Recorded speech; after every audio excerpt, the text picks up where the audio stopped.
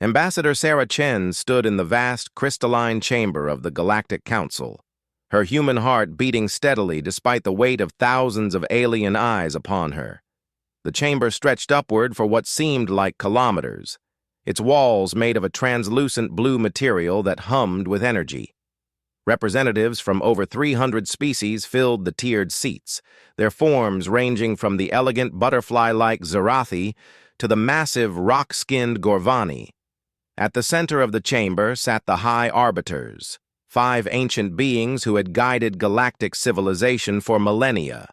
Their leader, Zexathara of the Voidborn, floated in a containment field of swirling dark energy, her voice echoing through translation matrices into every language known to the galaxy.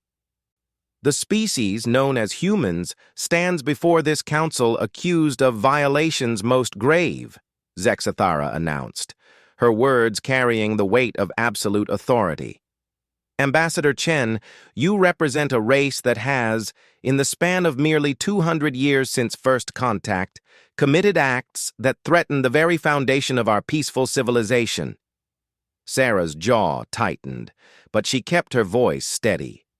Honored arbiters, humanity has always sought to contribute positively to galactic society. We've shared our medical advances, our agricultural innovations, and our cultural achievements with all who would accept them. A ripple of what might have been laughter passed through the assembled delegates. The Zephyrian representative, a tall being with skin like polished chrome, rose from his seat. Contributions?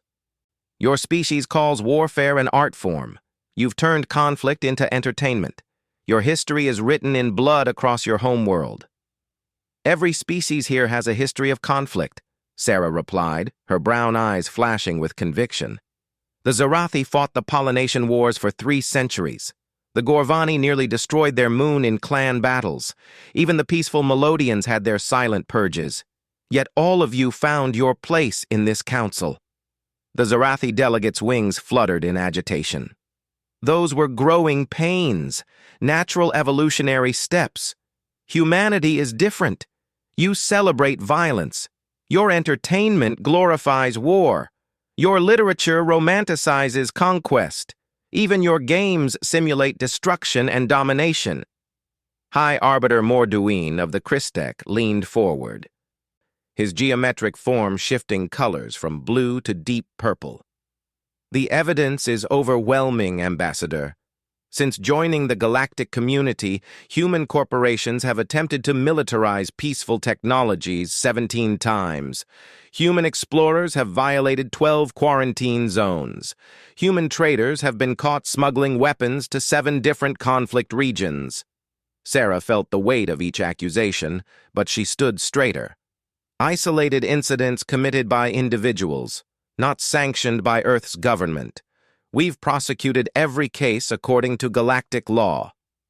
Yet the pattern persists, interjected Vashati of the Harmony Collective, her melodious voice carrying undertones of sadness. Your species cannot seem to escape its violent nature. Even your children's stories feature battles between good and evil, with victory achieved through force. The chamber fell silent as Zexathara raised a tendril of dark energy. We have monitored human space for decades now. Your military budget exceeds your scientific research funding. Your fastest technological advances come from weapons development. Your colonial expansion follows aggressive patterns unseen since the Savage Ages. Sarah's hands clenched into fists at her sides. We've never attacked another council species. We've honored every treaty, respected every border. Our military exists for defense against unknown threats beyond our current borders. Unknown threats, repeated High Arbiter Kelnara of the Scion Communion, her mental voice touching every mind in the chamber. Or opportunities for conquest. Your military doctrine includes something called preemptive strikes and forward defense. These are the tools of aggressors, not peaceful explorers. The 5th High Arbiter, ancient thronekeeper Ixmal of the First Builders, had remained silent throughout the proceedings. His massive insectoid form was older than recorded history, and when he finally spoke, the chamber trembled with the power of his words. In our 15 million years of civilization, we have seen species like yours before. Always, they promise change. Always, they swear their violent nature is behind them. And always, eventually, they bring war to the stars. His multifaceted eyes fixed on Sarah. We will not make that mistake again. Sarah stepped forward, her voice rising with passion. You're judging us based on fear, not facts.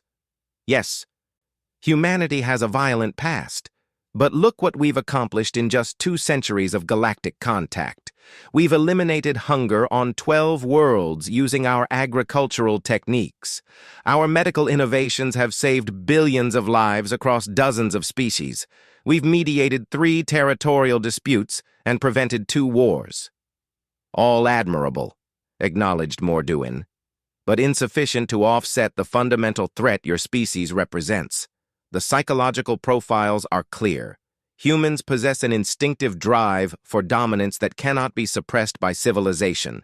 Your own historical records document this pattern repeating across every continent, every era, every culture. The Melodian representative, a graceful being whose skin shimmered with musical patterns, added her voice to the chorus of accusation. Your entertainment media reveals the truth of your nature. Even in your fantasies of the future, humans are either conquering aliens or fighting them.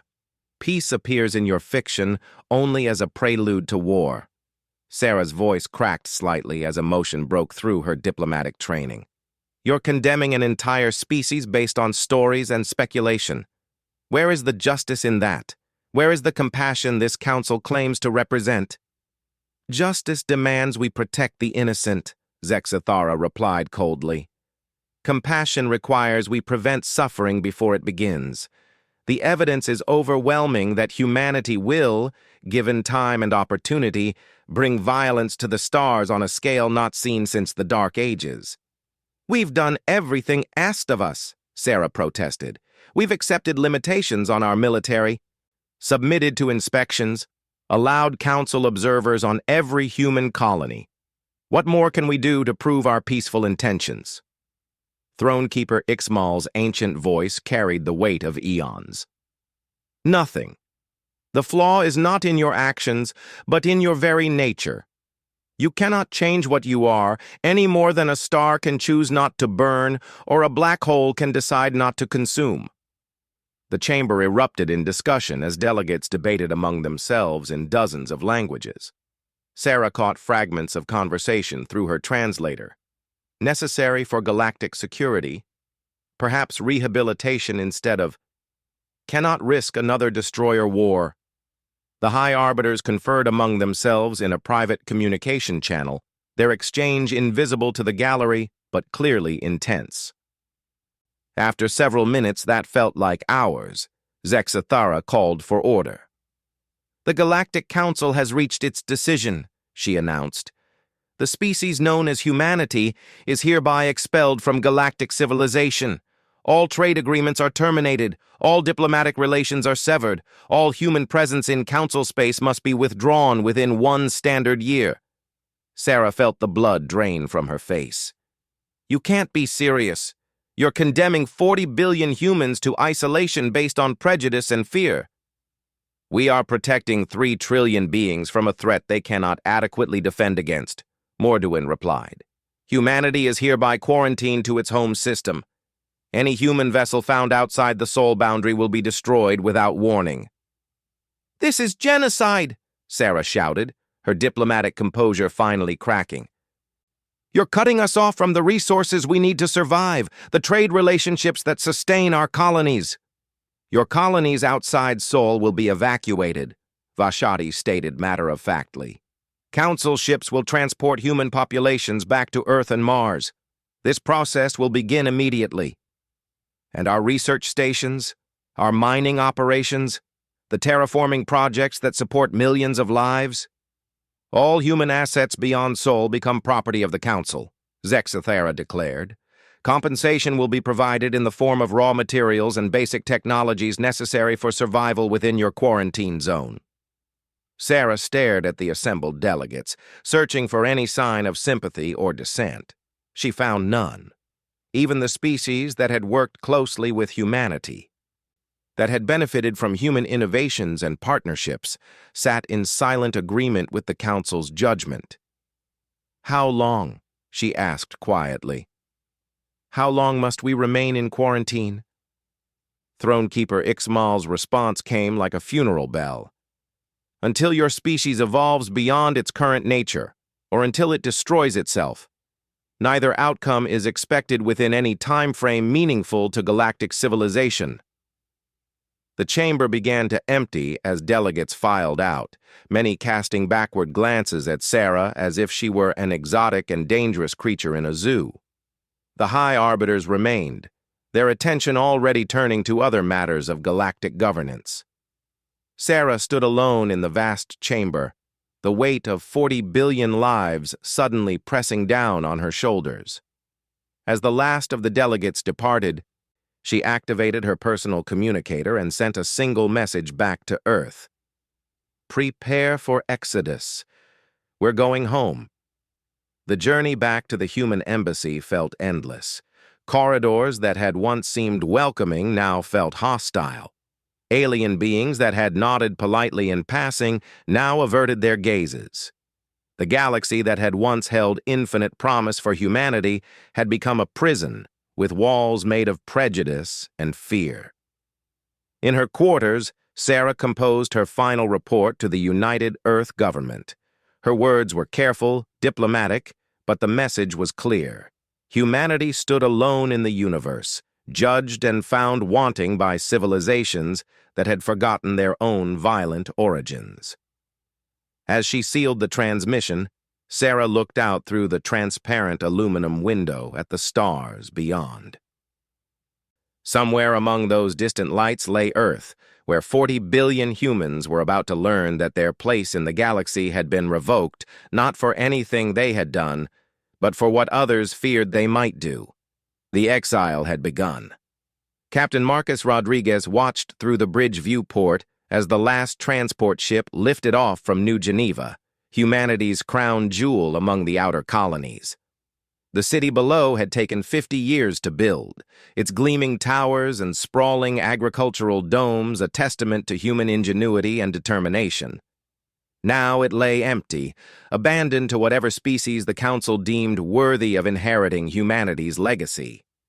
"That's the last of them, sir," reported his navigation officer, Lieutenant Kim Park. Her voice carried the exhaustion they all felt after months of coordinating the largest evacuation in human history. 47,000 souls aboard the Perseverance, bound for Earth.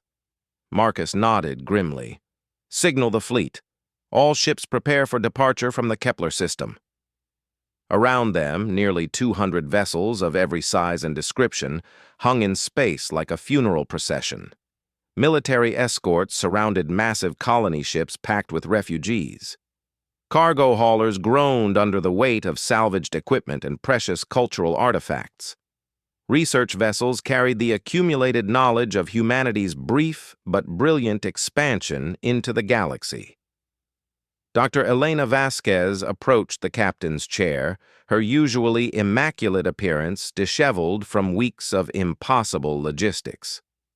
As the Director of Colonial Affairs, she had overseen humanity's expansion to 47 worlds. Now she was managing their retreat from all but one. "The agricultural ships are reporting problems," she said quietly. "We managed to save most of the livestock and seed banks from the outer colonies, but the storage requirements are overwhelming our cargo capacity. We're going to lose at least 30% of our food production capability." Marcus studied the tactical display showing their convoy's composition. "What about the manufacturing equipment?" "Worse news there. The Council gave us 96 hours to evacuate the industrial complexes on Titan Prime. We saved maybe 15% of the heavy machinery, and most of that will need major repairs after being hastily disassembled." Elena's voice carried bitter frustration. 50 years of technological progress, gone because we were deemed too dangerous to trust. Communications Officer Janet Walsh looked up from her station. "Sir, we're receiving a transmission from Admiral Harrison aboard the Defiant. Put him through."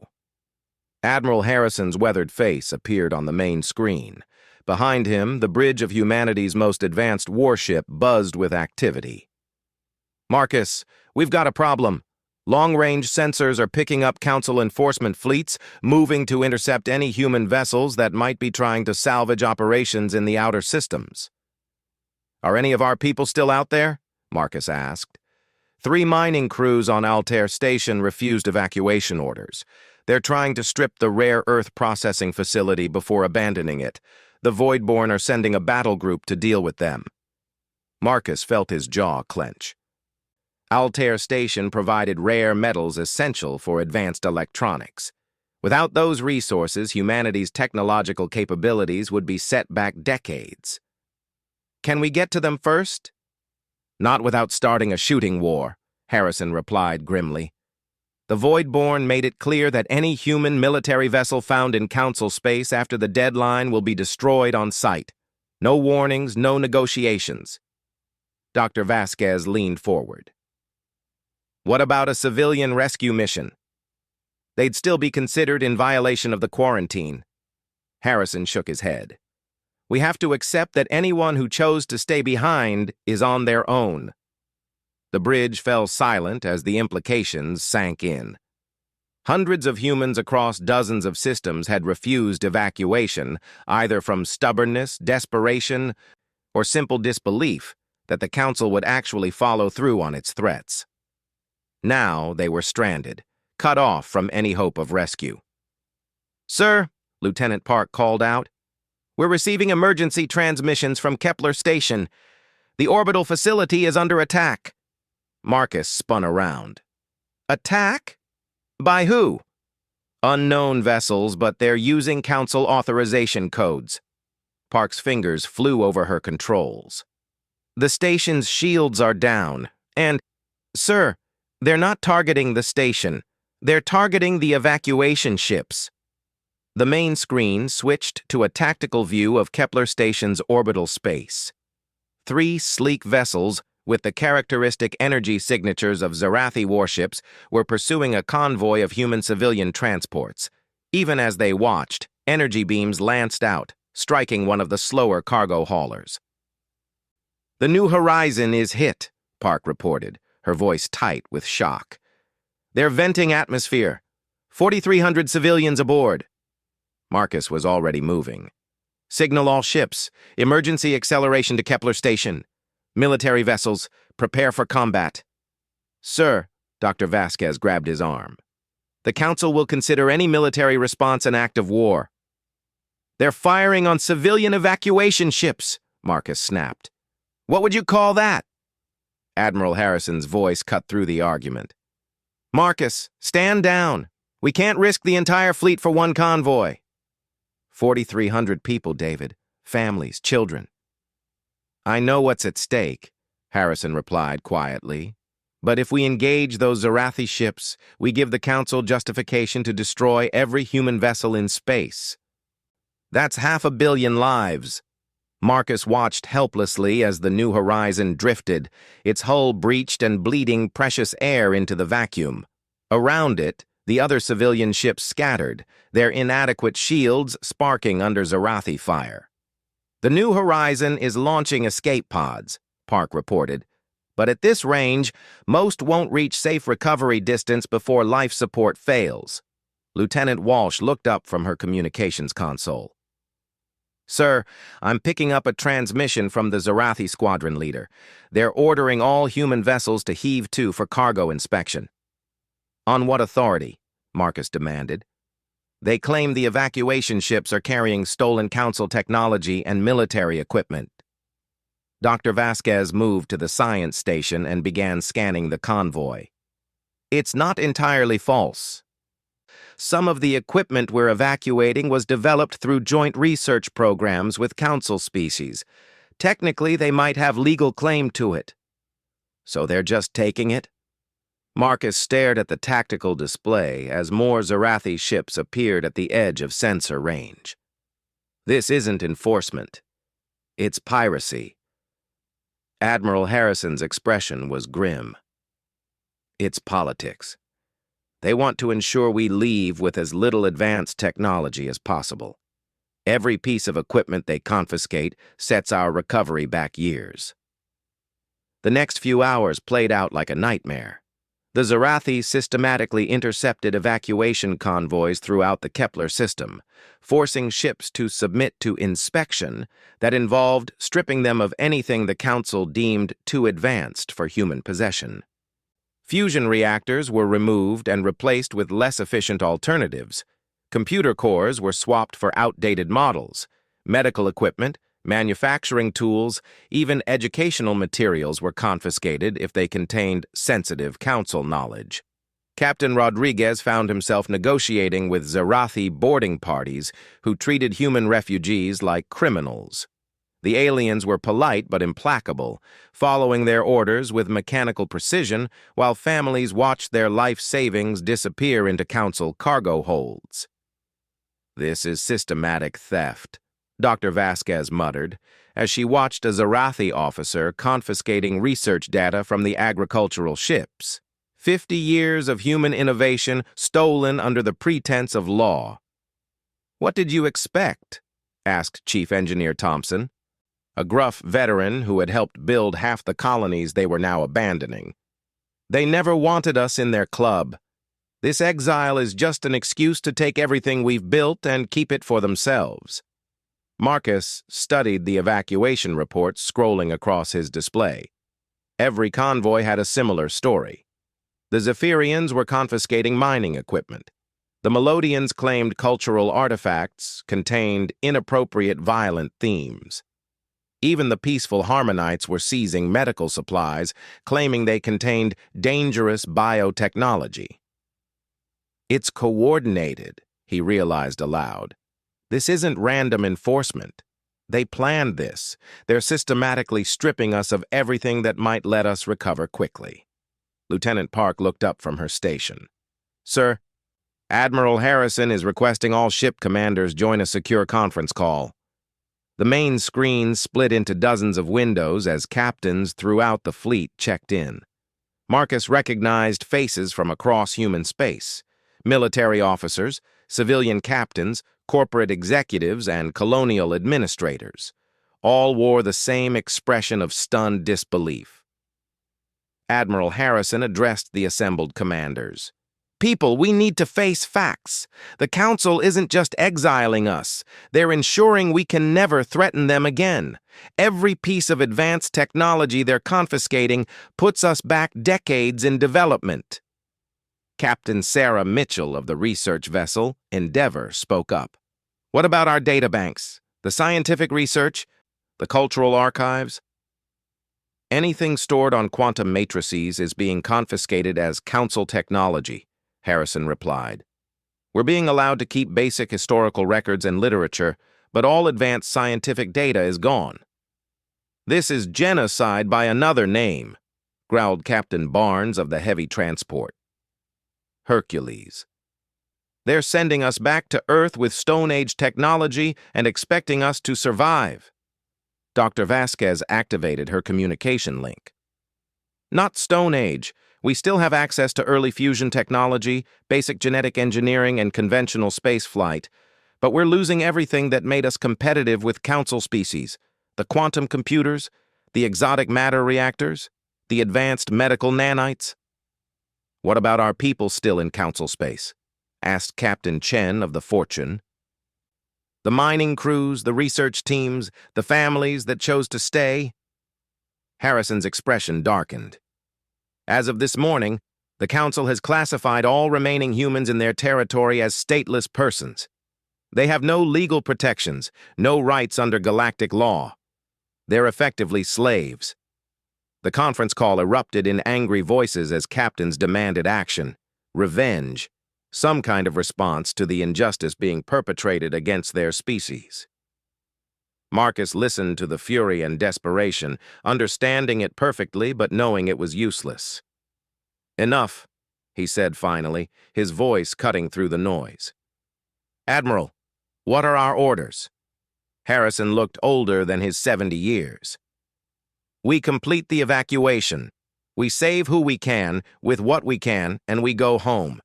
Earth is going to need every ship, every person, every scrap of technology we can bring back. And then, asked Captain Mitchell, then we survive, and we remember. Harrison's eyes hardened with determination. The Council thinks they've neutralized the human threat. They think stripping away our toys will keep us harmless. They're about to learn why their ancestors feared species like ours. As the conference ended and the fleet prepared for the long journey home, Marcus stood on his bridge watching the stars. Each point of light represented systems that had once welcomed human explorers, worlds that had benefited from human innovation, civilizations that had worked alongside humanity to build a better galaxy. Now those same stars mark the boundaries of humanity's prison. But prisons, Marcus reflected, had a way of forging their inmates into something harder, more determined, more dangerous than they had been when they entered. The Council had judged humanity too violent for civilized society. As the evacuation fleet turned toward Sol, Marcus wondered if they had just made the biggest mistake in galactic history. Director James Patterson stood in the observation deck of Olympus Station, humanity's newest and most ambitious construction project. Through the reinforced viewports, he could see the orbital shipyards where the next generation of human vessels were taking shape. The ships were unlike anything humanity had built before, sleeker, more powerful, and designed with one purpose in mind, reclaiming humanity's place among the stars. It had been 15 years since the Great Exile, 15 years since the Galactic Council had cast humanity out like unwanted children. The evacuation had been traumatic, the early years on Earth desperate and chaotic. 40 billion people crammed into a solar system that had been designed to support 10 billion. Resources stretched beyond breaking, infrastructure overwhelmed, hope seemingly lost. But humans, as the Council was about to rediscover, were remarkably good at adapting to impossible circumstances. Director Patterson, called Dr. Elena Vasquez, now the head of the Terran Research Consortium. Her hair had gone gray during the exile years, but her eyes burned with the same fierce intelligence that had helped coordinate the evacuation. The quantum drive tests are complete. The Prometheus achieved a sustained velocity of 0.75 light speed. That's faster than anything in the Council fleet. James turned from the viewport, his weathered face breaking into a rare smile. Better than we hoped. How's the power output? Stable across all test parameters. The new fusion quantum hybrid reactors are performing beyond specifications. Elena moved to a holographic display showing technical readouts. We've managed to increase energy efficiency by 300% over Council standard drives. Weapons systems? Fully operational. The kinetic accelerators can punch through standard Council shielding, and the plasma cannons have twice the range of anything we've seen in their arsenal. Elena's voice carried satisfaction mixed with dark anticipation. The Council's ships are designed for peacekeeping and exploration. Ours are designed for war. James nodded slowly. The distinction was important. During their exile, humanity had been forced to rebuild from scratch, but they had rebuilt with purpose. Every system, every component, every innovation had been designed with one goal, ensuring that humanity would never again be helpless against alien judgment. Status report on the fleet? James asked. 68 ships completed and battle-ready, another 120 in various stages of construction. The Mars shipyards are working around the clock, and the asteroid mining operations are providing all the raw materials we need. Elena pulled up another display showing ship classifications. 36 heavy cruisers, 24 destroyers, 8 dreadnoughts, and 2 supercarriers, plus support vessels. James studied the fleet composition. Each ship represented years of desperate innovation, designed by engineers who had been forced to rebuild human technology from first principles. Without access to council science, humanity had been forced to develop their own solutions to problems like faster-than-light travel, energy shields, and long-range communications. The solutions they had developed were uniquely human, aggressive, efficient, and utterly focused on combat effectiveness. "Intelligence reports from the outer systems?" James asked. Elena's expression darkened. "Not good for our people still trapped in council space. The Voidborn have established processing centers for stateless humans. Officially, they're providing basic necessities and job training. Unofficially, they're using human workers as slave labor in dangerous mining operations." And the council's response? They claim the humans chose to remain behind and accept stateless status. Any complaints about treatment are dismissed as cultural misunderstandings or adjustment difficulties. Elena's hands clenched into fists. 3 million humans, James. 3 million people working in conditions that would be considered war crimes if they were applied to council citizens. James felt the familiar surge of cold anger that had sustained him through the dark years after exile. The council had not been content with simply banishing humanity. They had systematically worked to ensure human suffering, to prove their judgment correct by creating the very conditions they claimed to prevent. "Contact Admiral Rodriguez. Tell him it's time for Phase 1. Admiral Marcus Rodriguez had aged considerably since his days as a ship captain during the evacuation. The stress of rebuilding humanity's military from nothing had carved new lines in his face and turned his hair silver. But his eyes remained sharp, and his strategic mind had been honed by 15 years of preparation for this moment. He stood on the bridge of the Nemesis, humanity's first supercarrier and the flagship of the new Terran Defense Force. Around him, junior officers who had grown up during the exile years worked with quiet efficiency. They had no memories of the old days when humanity had tried to be peaceful members of galactic society. For them, the Council represented nothing but oppression and injustice. "Admiral," reported Captain Lisa Chen, now his flag captain, "all squadron leaders report ready for Operation Phoenix Dawn." Marcus nodded. "Signal the fleet. Begin Phase 1. On his command, 68 human warships accelerated away from Sol for the first time since the exile. Their destination, the Vega system, where a council research station was conducting illegal experiments on human prisoners. The journey took 3 days at quantum drive speeds, far faster than any council ship could manage. Human innovation, driven by desperation and fury, had leapfrogged galactic technology by decades. When the human fleet dropped out of quantum space at the edge of the Vega system, they found the council forces completely unprepared. "Tactical assessment," Marcus ordered.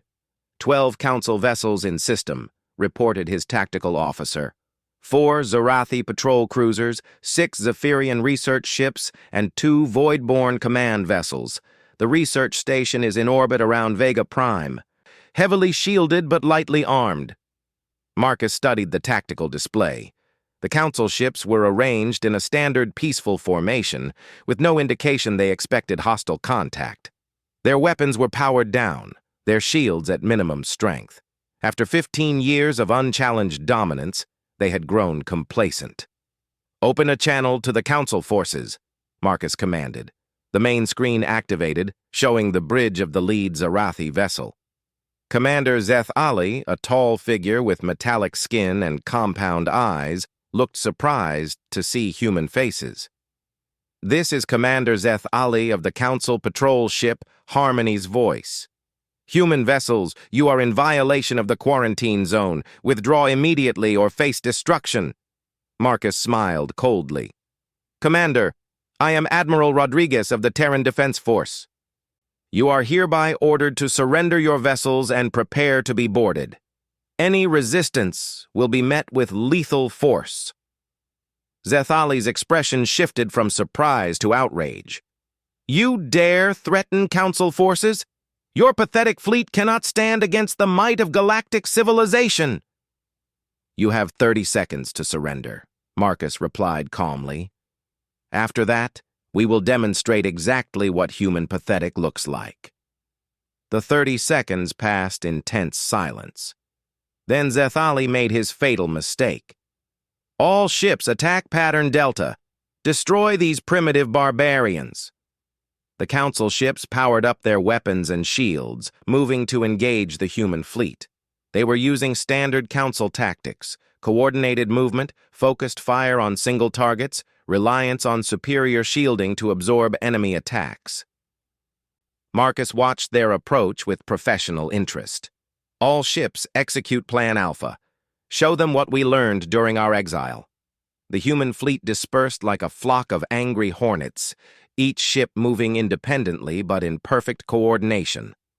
Their quantum drives allowed maneuvers no Council ship could match, appearing and disappearing across the battlefield like ghosts. The first human attack came from unexpected angles. Kinetic accelerators, firing metal slugs at significant fractions of light speed, punched through Council shields like they were tissue paper. Plasma cannons, designed to work in coordinated salvos, overwhelmed defensive systems with sheer volume of fire. The Harmony's voice exploded in a ball of superheated metal and exotic energy, its commander's final expression one of shocked disbelief. Around it, the other Council ships fared no better. Their peacekeeping weapons were no match for humanity's instruments of war. Within 10 minutes, the battle was over. 11 Council vessels drifted as burning hulks. The 12th, a Zephyrian research ship, had surrendered after watching its escorts destroyed with terrifying efficiency. Boarding parties to the research station, Marcus ordered. Recovery teams to the surviving Council vessel. I want every piece of data they have on human prisoners. The research station's crew surrendered without resistance once they realized their protectors were gone. What the human boarding parties found in the station's laboratories would fuel human anger for generations to come. Dr. Sarah Kim, now head of Human Intelligence Operations, transmitted her findings directly to Marcus. Admiral, they were using our people as test subjects. Medical experiments, psychological conditioning, genetic modification attempts. Over 3,000 humans have been processed through this facility in the past 5 years. Survivors? 234 in the medical bays, most in critical condition, but treatable. Sarah's voice carried barely controlled rage. Admiral, we also found detailed files on human populations throughout Council space. Locations, numbers, working conditions. It's worse than we thought. Marcus felt his jaw clench. How much worse? Systematic exploitation. Humans are being used as slave labor in 47 systems. The mortality rate is 60% annually. The Council knows about it and classifies it as acceptable attrition in refugee populations. The bridge fell silent as the implications sank in. The Council had not just exiled humanity. They had condemned millions to slow death through deliberate neglect and abuse. Admiral, called his communications officer, we're receiving transmissions from across Council space. News of our attack is spreading. Marcus straightened in his command chair. Put it on main screen. The display showed a Council news broadcast, with a Melodian reporter speaking in musical tones that the translator rendered as words of shock and outrage. Unprovoked attack by human forces on a peaceful research facility has shocked the galactic community. Council forces were destroyed without warning in what military experts are calling a demonstration of surprisingly advanced human technology. High Arbiter Zexathara has called an emergency session of the Galactic Council to address this unprecedented aggression. Marcus smiled grimly. Let them call it aggression. Signal the fleet. Set course for the Altair system. We have more facilities to visit. Over the next 6 months, human strike forces appeared across Council space like avenging angels. Research stations conducting illegal experiments on humans were destroyed. Slave labor camps were liberated.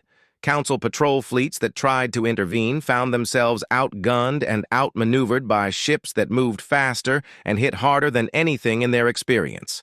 The Council's response was predictable: outrage, demands for immediate human surrender, threats of overwhelming retaliation.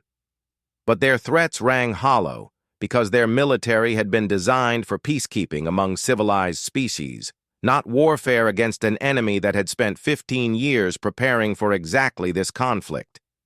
Each human victory brought more refugees home to Sol, but also revealed the full scope of Council atrocities. The systematic exploitation of human workers was just the beginning. The discovery of genetic experimentation facilities, psychological conditioning centers, and outright extermination camps painted a picture of deliberate genocide disguised as refugee management. Director Patterson received daily reports from the liberation operations while overseeing the continued expansion of humanity's war machine. The asteroid belt had been transformed into the largest industrial complex in human history. Every available resource was being converted into ships, weapons, and the infrastructure needed to support humanity's growing empire. The irony is almost beautiful, Elena observed during one of their regular briefings. They exiled us to prevent us from becoming a threat. In doing so, they forced us to become a bigger threat than we ever could have been as council members. James nodded, watching through the viewport as another squadron of human dreadnoughts departed for operations beyond Sol. They forgot something important about humans. We don't just survive adversity. We use it to become stronger. The latest intelligence reports showed Council forces pulling back from human-occupied systems, consolidating their defenses around core worlds. The High Arbiters were finally taking humanity seriously as a military threat. But it was too late. Human forces were already operating behind their defensive lines, liberating prisoners and establishing forward bases. "Status report on the new colonies?" James asked. 37 systems now under human control," Elena replied. "We're not just liberating our people anymore. Alien populations in these systems are welcoming human administration. Apparently, Council rule wasn't as benevolent as they claimed. That was perhaps the most satisfying development of all. As human forces expanded beyond simple rescue operations, they had encountered alien populations suffering under Council oppression. Species that had been denied Council membership, worlds strip-mined for resources, populations enslaved for their labor. These aliens had welcomed human liberators not as conquerors, but as fellow victims of Council injustice. The human empire, as it was beginning to be called, was growing not through conquest, but through voluntary association of species tired of Council tyranny. The Council created their own worst nightmare, Elena continued. They're facing exactly the kind of aggressive, expansionist human empire they claim to be preventing. The difference is, this time we have allies who know what Council civilization really means. James smiled as he watched the stars beyond Olympus Station. Each point of light now represented not a barrier, but a destination. Humanity was no longer the exiled species begging for acceptance from superior civilizations. They were the rising power that would reshape the galaxy according to their own vision of justice. The Council had judged humans too dangerous for civilized society. As human fleets spread across the stars, liberating the oppressed and challenging the established order, James reflected that perhaps the Council had been right about human nature. They had just been wrong about whether that was necessarily a bad thing.